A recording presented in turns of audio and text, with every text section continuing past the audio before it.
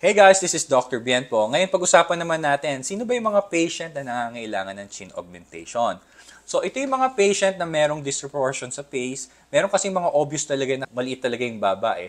Pero majority kasi ng mga Pinoy hindi nila alam. Hindi natin alam na kailangan din natin ng chin. Laging nauuna kasi yung ilong. Sa aesthetics, meron tayong tinatawag na facial proportion. So normally dapat meron tayong one-third dito, one-third dito, tas one-third dito. So yun yung vertical height. Pero in terms of profile, ang ginagawa natin, meron tayong imaginary line na tinatawag, yung Ricketts E-line.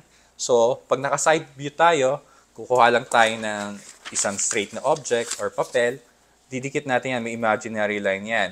So, may imaginary line from the tip ng nose, papunta sa upper border ng lips, tapos dapat dumikit yun dito sa may baba na tinatawag nating pugon yun. So, doon natin malalaman kung merong kakulangan sa chin